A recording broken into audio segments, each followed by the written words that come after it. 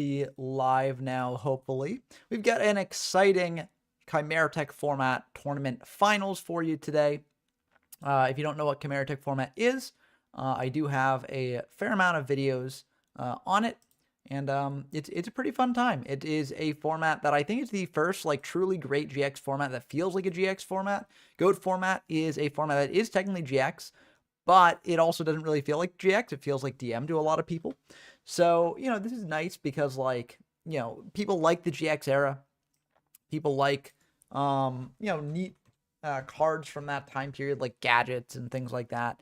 And so, by showing off this finals, hopefully we can show off what this format's like, what decks might reign supreme. The metagame is still very untested, so this isn't like an end-all be-all for like what the best deck in the format is, but it is still an exciting time. So it should be pretty fun to watch. It hasn't started yet. I just sort of opened up early here just to make sure everything is going right on my end. But yeah, it should be fun. It's between Aratos and Clody, both of whom are very good duelists in these formats and made it to top 8 and now are making it to the final 2.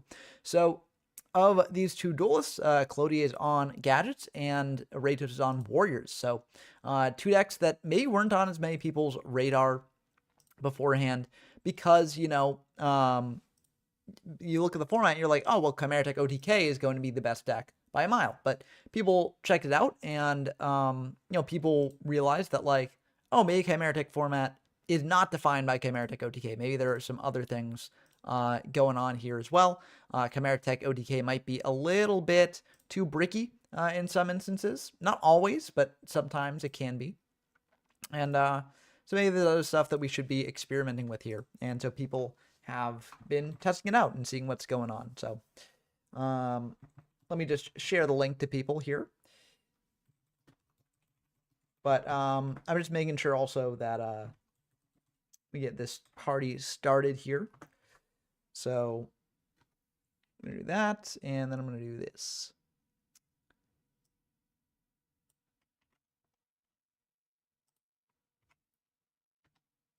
Yeah. Yeah. And hopefully we get some people watching here. I'm going to make a poll on the YouTube side of things as well. Who do you think will win? But I don't quite know how to do that on Twitch yet. At some point in the future, I'll figure out how to do it on Twitch. But, I'll use the results of the YouTube poll here. So I might as well use the tools that we know about. But there is Clody hosting, with a tag for Ratos there as well. But let me know in chat, like, who do you think will win? Gadgets or Warriors? I think it really could go either way. Both of the decks are very, very cool. Both do, like, somewhat similar things, if you think about it, because both are trying to be, like, very consistent, using a lot of one-for-one removal on things. And so while they do different things overall, they are still, like, relatively similar, especially when compared to the OTK decks in the format. So that makes it kind of interesting here, in my opinion. Yeah, looks like Aratos is not online just yet, but hopefully they'll be on soon. So, yeah, I'm just checking here, making sure everything's going well.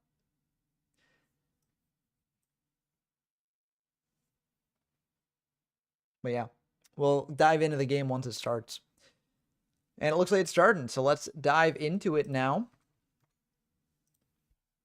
There we go. We got the finals going on. Who will win the die roll, Chad? Who do you think? Think it will be Aratos or Gabibo Balandi, aka Clody? That's the question. Also, if you want to join in on future tournaments like this in the future, join the YGO from Zero Discord server, linked in the description down below. And it's where you can join them, right? We also hold weekly locals that I stream on YouTube and Twitch as well. So definitely check that out. And it's not just Chimeratech format. We do it in a variety of formats that I've covered on the YouTube channel, as well as just formats from the game's history in general.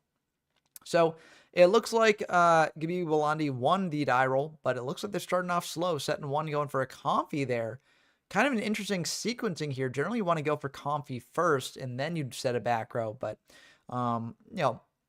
maybe they were thinking about not doing Comfy here. Maybe they, I mean, who knows what they're doing here.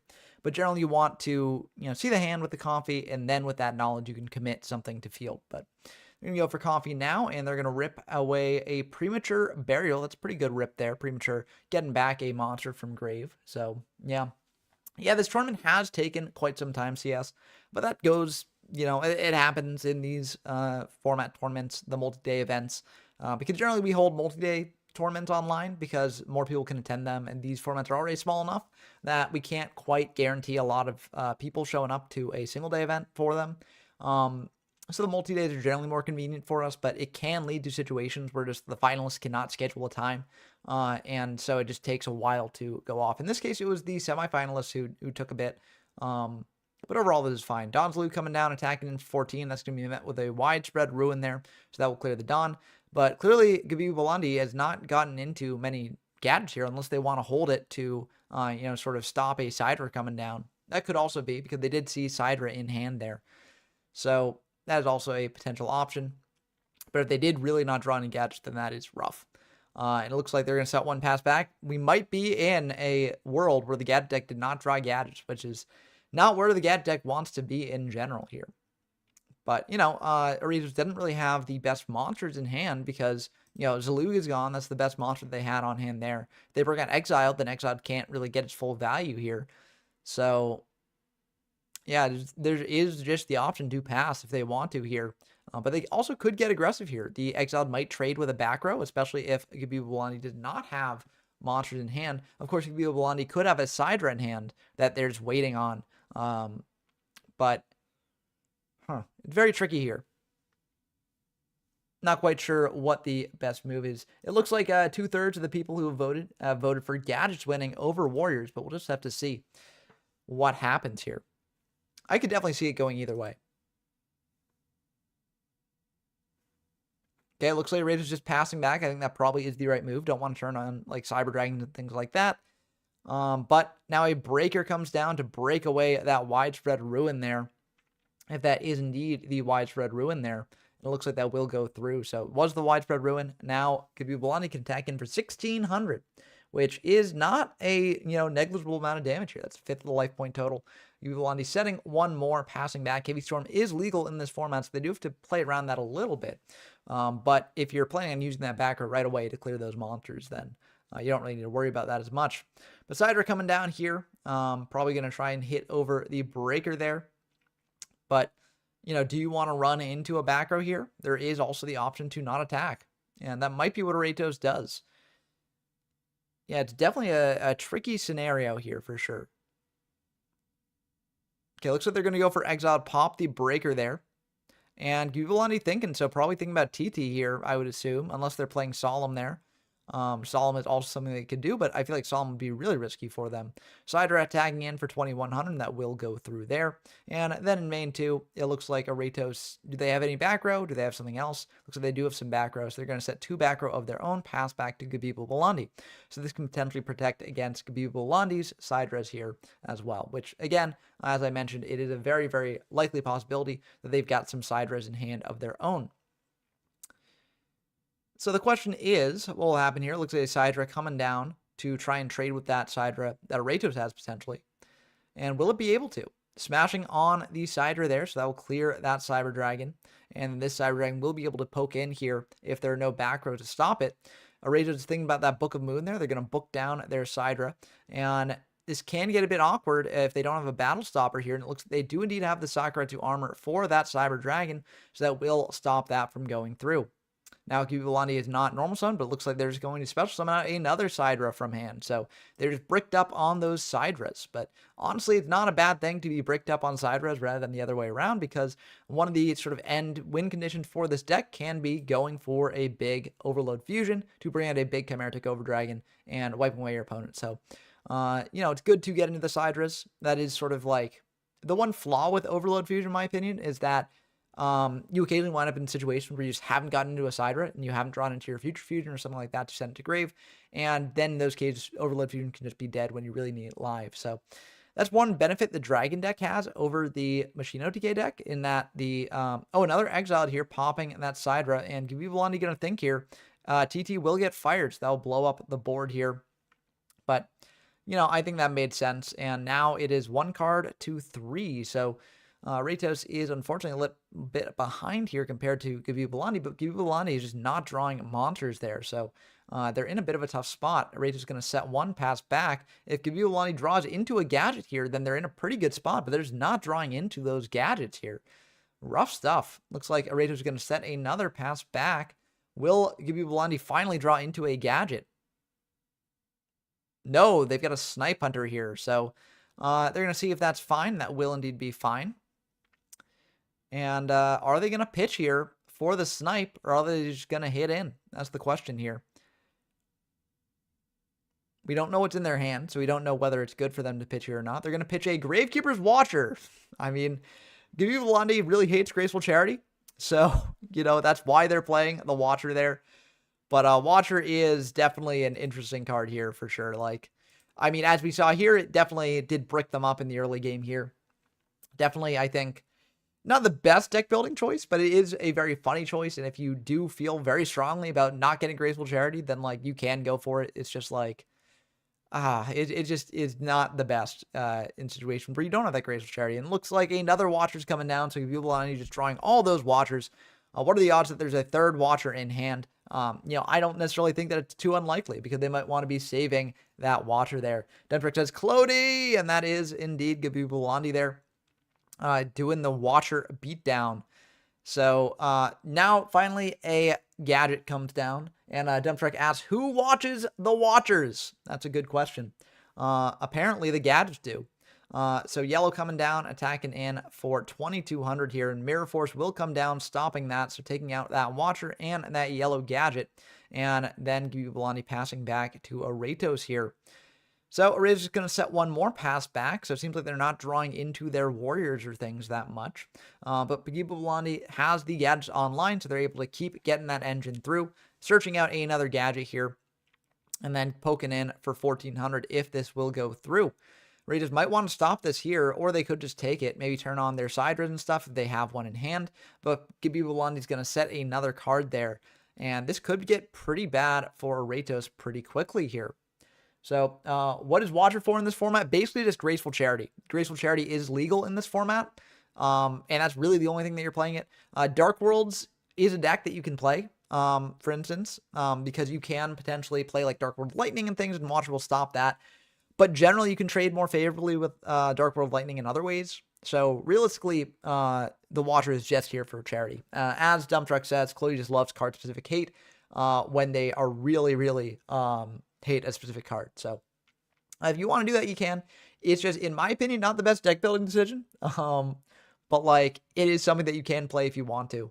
But as we saw in this game, it was kind of a brick, and they were able to bring it out and just get poking in there. So that is 1,000 damage that a Ratos otherwise wouldn't have taken. But if you think about whether those 3 Watchers were out of the deck, then it probably would have been better to have them gone. Yeah, it is very narrow. And I mean, if this deck wins, it definitely shows that, you know, deck lists are not perfect here for the for these final lists here. But that just shows how young the format really is. So DD Warley coming down, trying to hit over that red gadget. Is that back row something to stop it? It might be. It looks like they're going to go to damage step here. So it could be like a Rush Recklessly or a Shrink. Either way, that DD Warley will be able to trade with the red gadget there. And Aratos will take, let's see, 750. So they'll take a fair bit, 550. So now they're in a bit of a dangerous territory here. And it looks like Dust Shoot is going to come down and rip potentially a gadget out of hand, but there might be more gadgets to spare. So MST on that last back row there. And that's going to hit a Saku. But that probably is going to be the end of the game. Yep, that will be the end of the game. So it seems like multiple monsters in hand there. So we just got a bit of an unlucky break there. Not drawing in too many monsters in the warrior deck. That's kind of rough. You kind of want to be rotating and things like that. But insiding things could come in, like Wang Hu is a really good side deck card for this deck.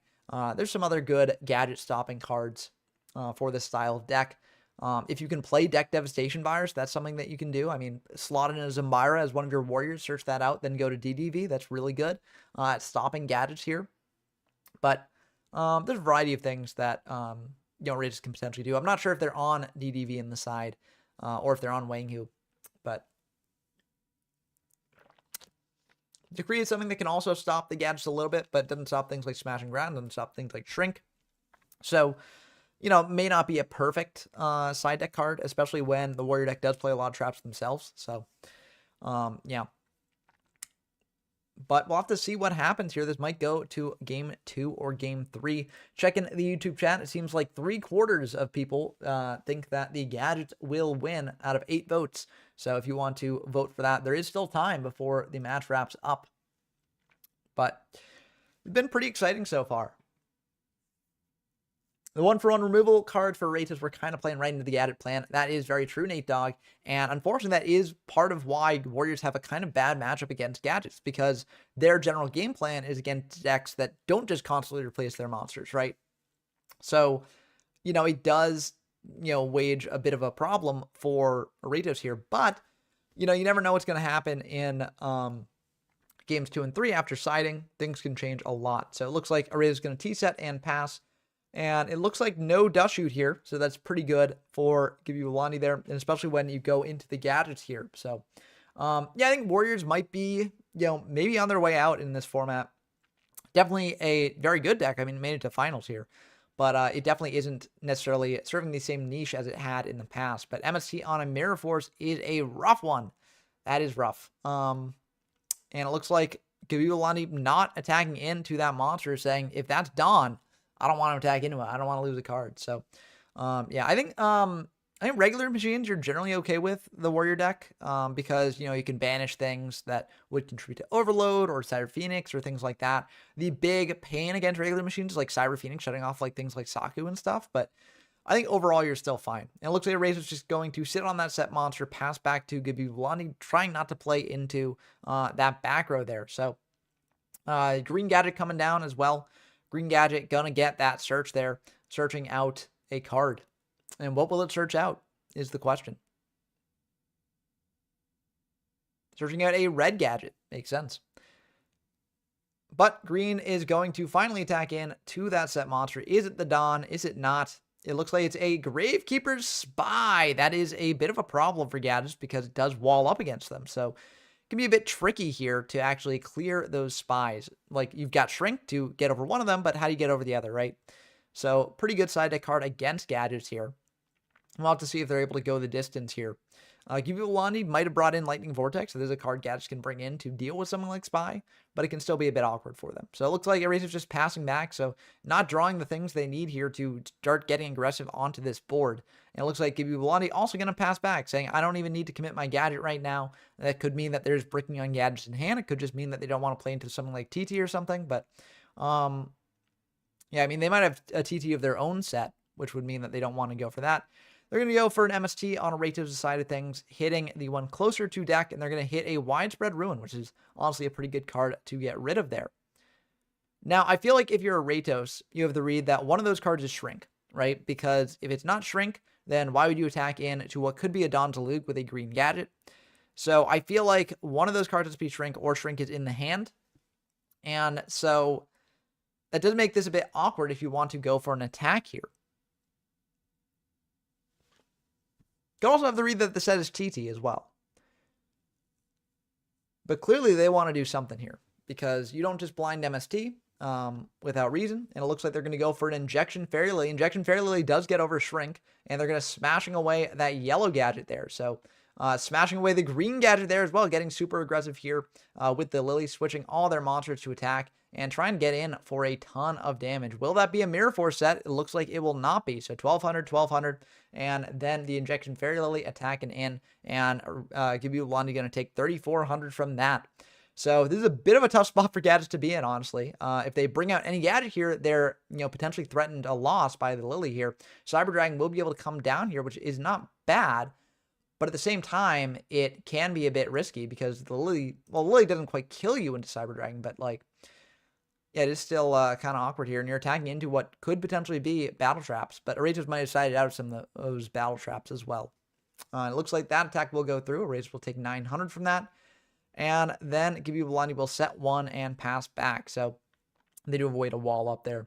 But yeah, the smashing grounds were very clean. I like smashing grounds still in this deck because, like, if you're planning on just getting aggressive like Eratos did here, then it does make sense to have them because you clear the way for your monsters, and then you get in for a ton of damage. So Smashing Ground, I think, is a very, very good card here. Looks like Exile's going to deal with that set monster, dealing with a red, and Aratos is trying to go for a game shot here. Will it go through? It will indeed go through. So that's sort of a textbook example of how to deal with gadgets in a very interesting way, right? Like, gadgets could not deal with the Gravekeeper Spies there, and, you know, you just wait until you can make an aggressive push, make that aggressive push, and then just win the game. And so that is one of the flaws with the gadget deck, in my opinion, in that, like, you know, it can be a bit fragile if it is not allowed to just do its thing. So, yeah, very interesting stuff there. I'm curious to see how game 3 will go. Hopefully we get a, you know, intense game 3, just like we've been getting for games 1 and 2.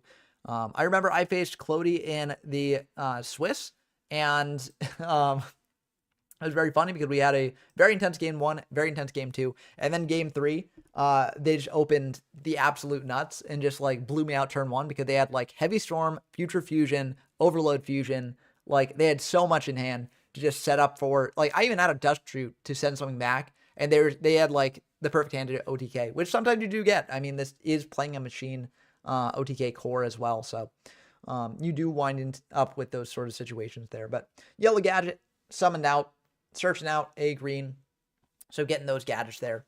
But yeah, multi-days aren't for everyone, Nate Dogg, no worries about that.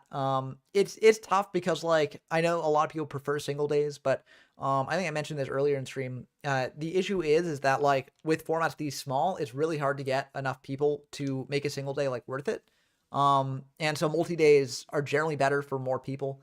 And so, yeah, we generally do that. But the locals are a great way to, you know, sort of join in on some of these formats and, you know, see how you like them. I mean, we're going to have a Demise format locals next week, and it should be a lot of fun. I mean, I've been really enjoying what I've done with Demise so far. Like, I've only really played a couple decks in it. I played sort of Airblade / Diamond Dude Turbo, and I played the Demise OTK deck, which I was playing in older lists, and it could definitely be improved a lot.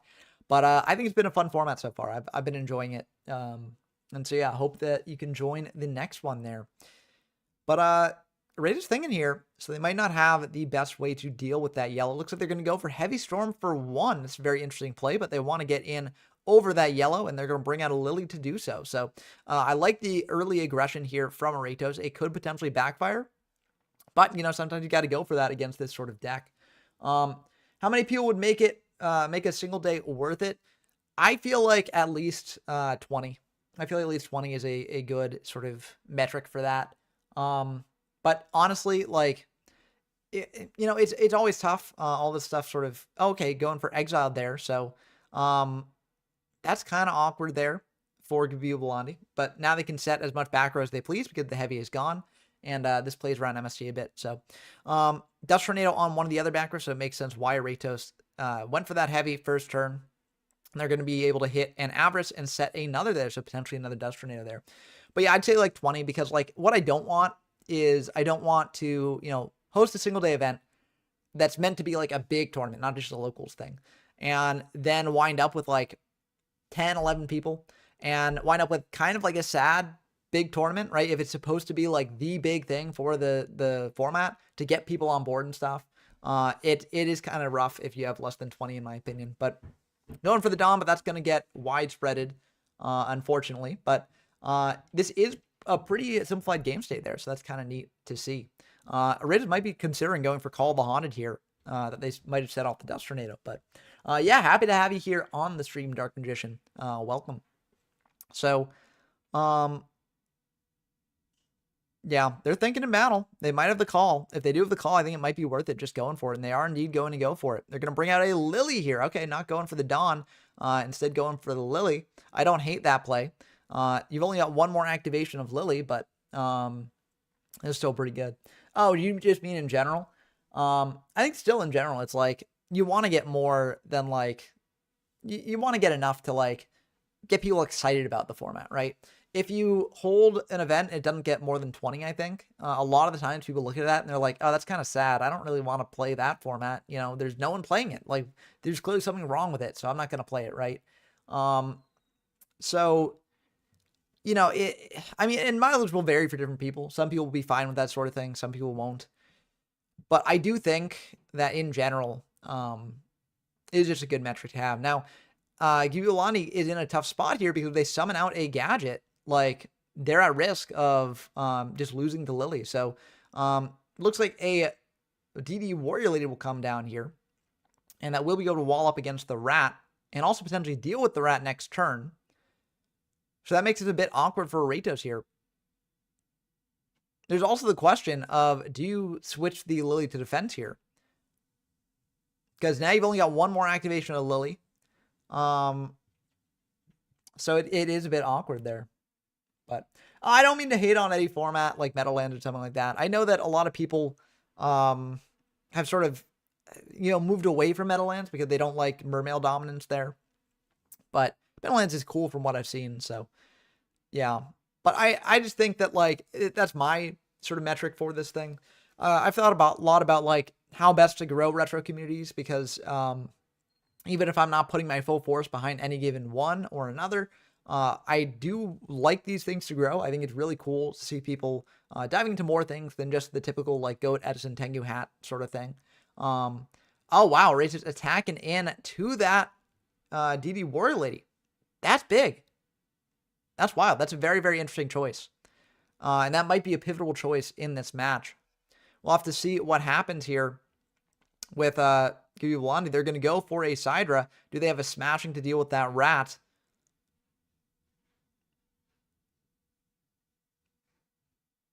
This is tough stuff.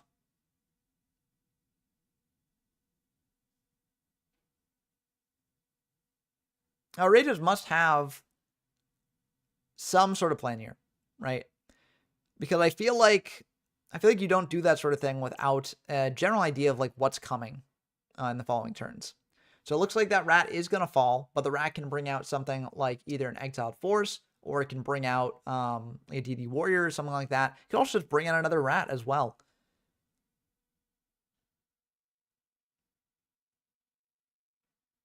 But this is definitely very intense.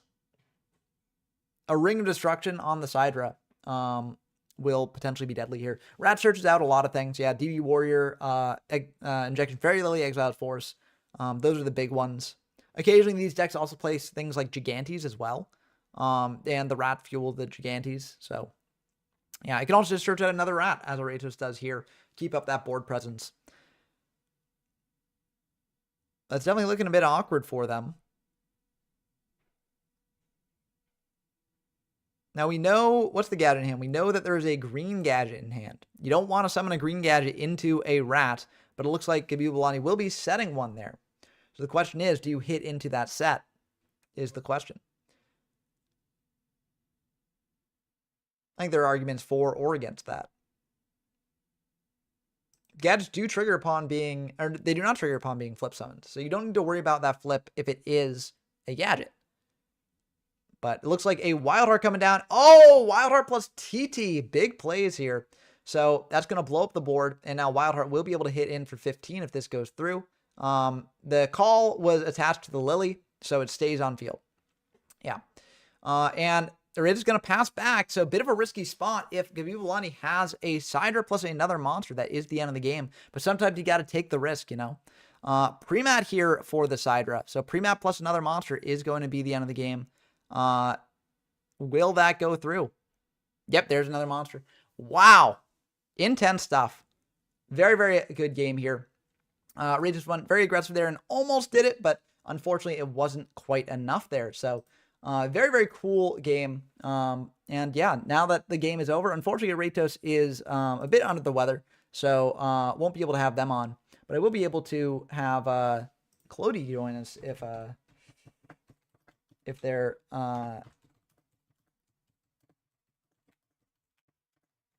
if they're free. Yep. Okay. There we go. Let's start the voice call. And yeah, welcome, Clody. Congratulations on your win here. Very, very cool stuff. Thank you very much. Thank you very much. I'm very happy for the achievement. I've been seeking a win for a long time. Eventually, I made it. Yeah, you finally got it. So very, very cool stuff on gadgets here. So why did you decide to pick gadgets in this event? And do you think that the deck is potentially the best deck of the format? Or do you think that it just was based on what you expected other people to bring? All right.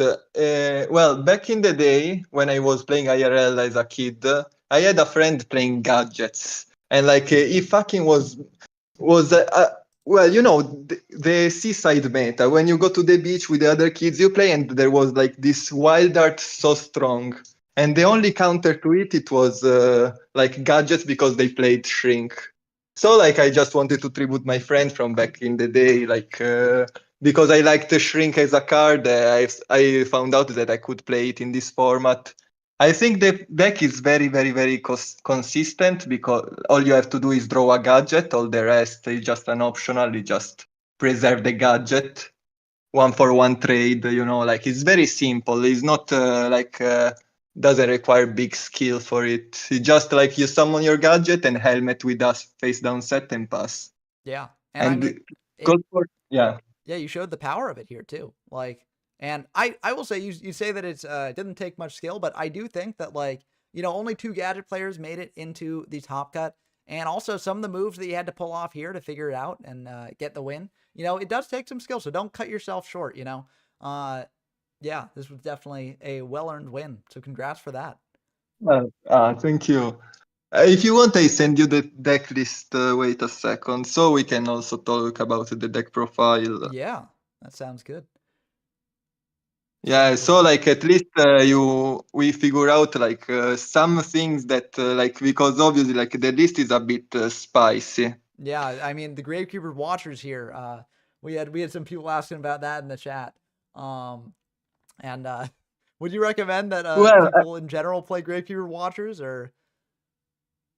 I mean the thing is that I put it for bias, pure cope. You know, like just because I was upset because people were keeping opening graceful against me. So I said, look, no, like I always joked about that. Let's do it let's do it for real this time. And Yeah. that's like what I managed to do. And I think, I mean, basically the watcher can be any 3 blank cards. Like all you need from these cards is that they are like any monster, even a vanilla would do the same job as Watcher. So Because the deck is just a helmet deck. yeah. So you stand by the 45 card deck list for gadgets? I mean, I think like yeah, I think I recall that back in the day there was some maths going on, and they were saying that 45 gadget is the 45 deck gadget is the perfect ratio if you want to avoid to open multiples every game. Yeah. Which does make some sense if you think about it, because you draw 5 cards at the beginning of the Yeah. game, and if 1/5 of your deck is gadgets, you're like, oh well, this means that one of those 5 cards will be a gadget, right? Yeah, exactly. Yeah, but I'm not sure if the math like quite checks out on that as much, especially when you have like things like Graceful Charity to draw deeper into the deck and stuff like that. But I do understand where they get that idea from. Yeah. Yeah. Another fun thing that I made in my deck was that there is the debate. As you probably mentioned, like warriors and gadget kind of do the same thing. It's just that I search the gadgets, he toolboxes. Like Aretos in his case, he was playing also giant rats, so his deck was not only pure warriors but also a bit rat box shenanigans to search the Lily, for example, and other useful cards.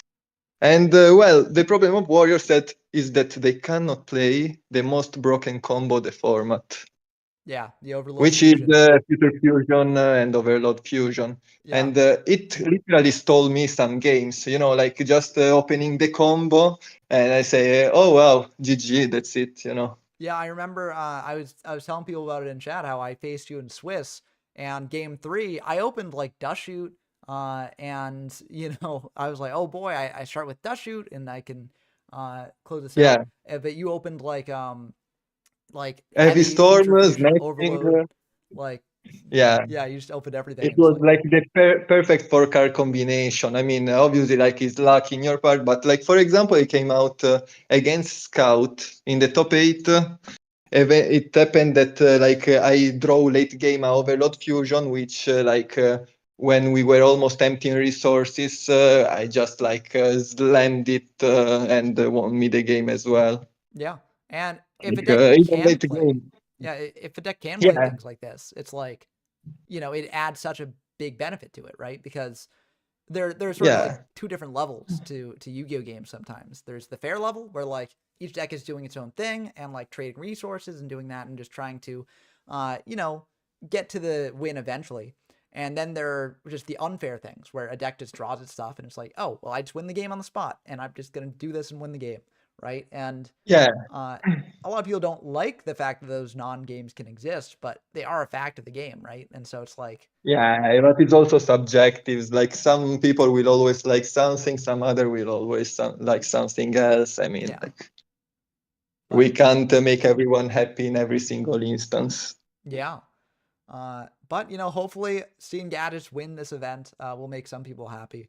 At least it makes me Yeah, I mean, happy actually, because yeah, yeah. I mean I mean, I found out. I was surprised because I mean, I was thinking like, I always play troll decks. I said for once I bring a serious deck and I'm gonna make it.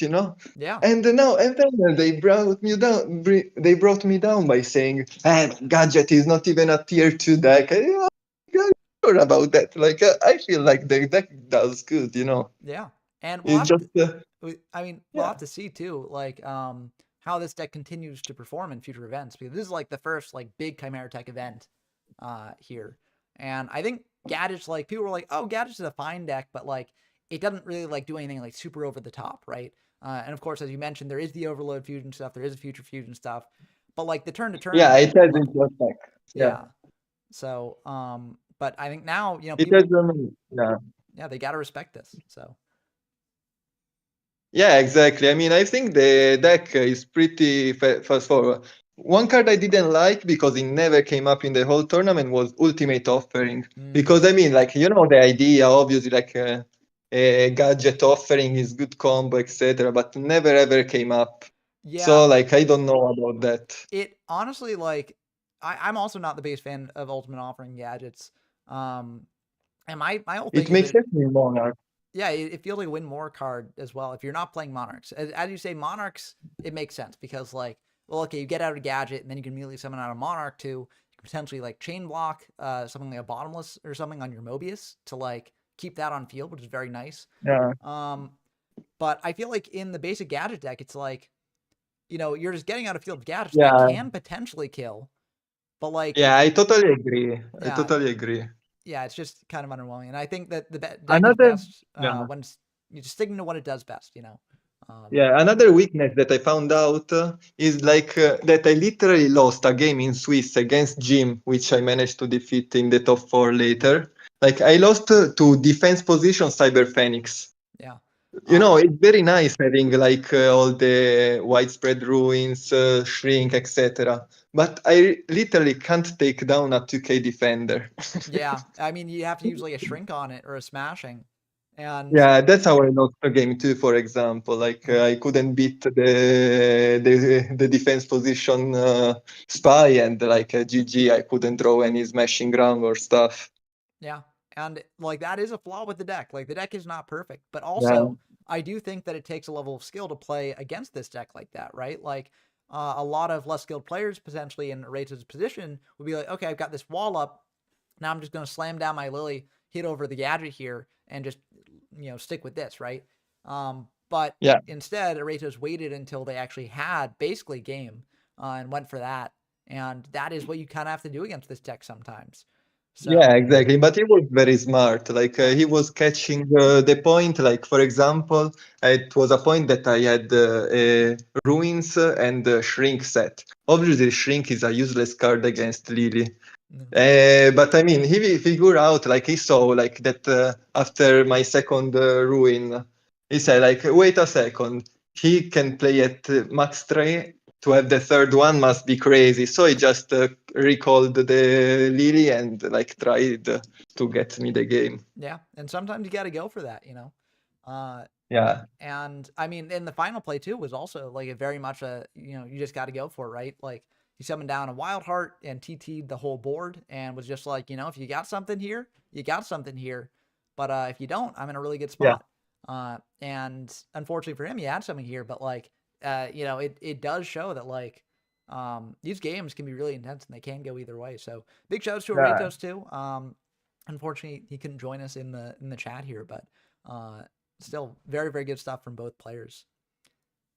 yeah, I like it. Was a good tournament. Like all the games I played were very, very, very fun, and like everybody was there also nice. So like it was a good experience. Yeah. And I'm looking forward to the next Chimeratech tournament as well, because there should be more held in the Chimeratech Format Discord server.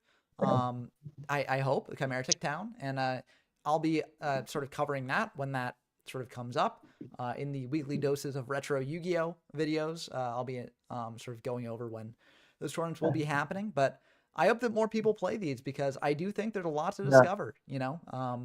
Just managed to Hopefully win the the first watcher will keep watching. Hmm?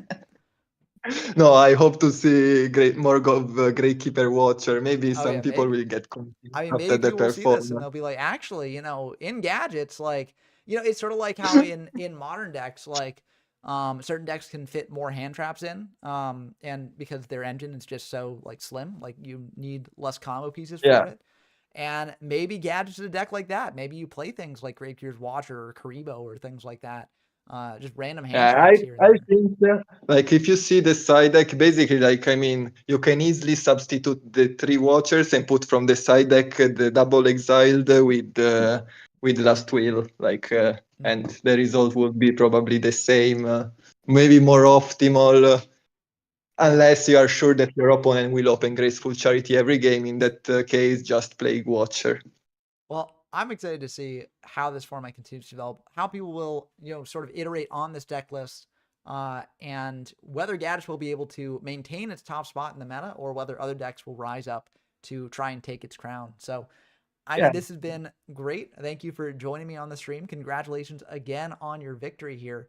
Thank you. Thank But you for hosting as well. yeah, no problem. I'm gonna wrap this up, and later tonight, well, actually, your time it'll be tomorrow probably, but I'll be Yeah. releasing a sort of another weekly dose of retro Yu-Gi-Oh, which will be going over the results of this tournament as well as a tier list for this format based on, you know, the results. So I'm excited to put that together, and I'm excited to see where the format goes from here. So. Thank you for playing and joining on call. Thanks to everyone watching Thank for you. watching, and you know, if you like what you saw here, join the YGR from Zero Discord server and play in future events. But that's going to do it for me. Any last thoughts on the format before we sign out? The format is fun because there is not tier 0. There are many decks that are valuable, like have potential in the format to win consistently, and is not like just one brain dead deck and like the others that follow. Like it's just even. I think it's very even and very fair format. People should play it more. Oh yeah. So hopefully people take that advice and play it more.